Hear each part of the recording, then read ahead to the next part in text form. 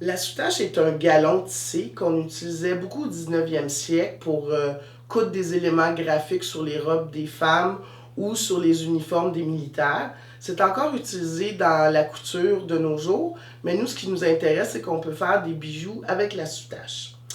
Donc, dans la soutache, vous avez soit de la soutache faite de rayon ou de polyester. Ça ne fait pas une grosse différence à l'application, je dirais.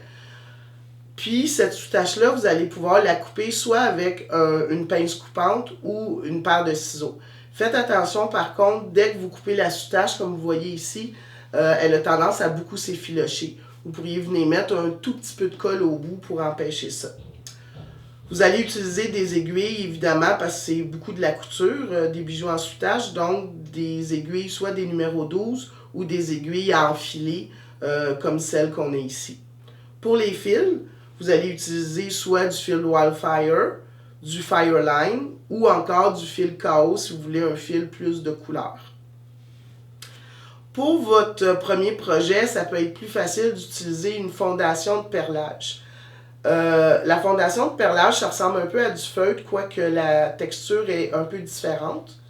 Et elle va beaucoup vous aider à stabiliser votre couture, si on veut. Parce que sans ça, ça peut être très difficile. Faites au début des essais avec toutes sortes de perles, de billes différentes. Parce que ce qui est important dans la soutache, c'est que le galon soit vraiment le plus collé possible sur votre bille. Donc, faites des tests, même si ce n'est pas très joli le premier, au moins ça vous aura pratiqué un peu. La fondation de perlage, on vient la coller, soit avec la colle E6000. Dans ce cas-là, vous devrez attendre un bon 24 heures avant d'utiliser votre forme, ou avec une colle contact. Dans le cas de la colle contact, au bout d'une heure, vous allez pouvoir, 1 ou 2 heures, vous allez pouvoir utiliser votre pendentif.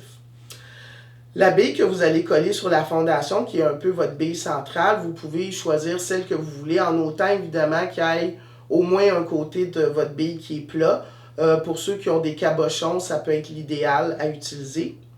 Et on va venir travailler la soutache par étapes, je dirais, par épaisseur. Donc, on commence par fixer un premier galon de soutache et vous allez, très important de bien piquer au centre de la soutache pour que votre travail soit centré.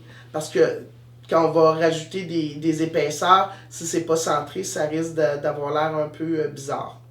Donc, vous allez piquer à travers la fondation, revenir dans le milieu de la soutache, repiquer à travers et venir faire tout le tour de votre bille comme ça. Ensuite, si vous voulez mettre une deuxième épaisseur, dans ce cas-ci, on a mis du violet, vous venez faire la même chose, donc vous venez coudre votre violet par-dessus la soutache rouge. Vous pouvez même commencer à venir intégrer des billes que vous allez enfiler tout simplement sur votre aiguille et après ça, piquer directement dans la soutache. Quand vous avez fini un petit bout comme ça de galon, vous allez venir le taquer derrière la fondation de billes. C'est plus facile de travailler en petits morceaux que de travailler avec une seule grandeur de soutache. Donc, vous allez venir le fixer comme ça, puis on va venir cacher cette partie-là tout à l'heure. Donc, ici, on est venu mettre une quatrième épaisseur de soutache en venant intégrer des billes. Donc, c'est vous qui faites un peu votre design. Et quand vous aurez fini, pour venir cacher tout ce qui est derrière qui n'était pas beau, vous pouvez utiliser une deuxième épaisseur de fondation. Ou sinon, vous pouvez utiliser du cuir si vous en avez. En autant que ce que vous allez mettre derrière soit un peu épais, vous pouvez mettre dans le fond ce que vous voulez. Faites attention quand vous venez fixer vos petits bouts de soutache derrière qui soient bien centrés.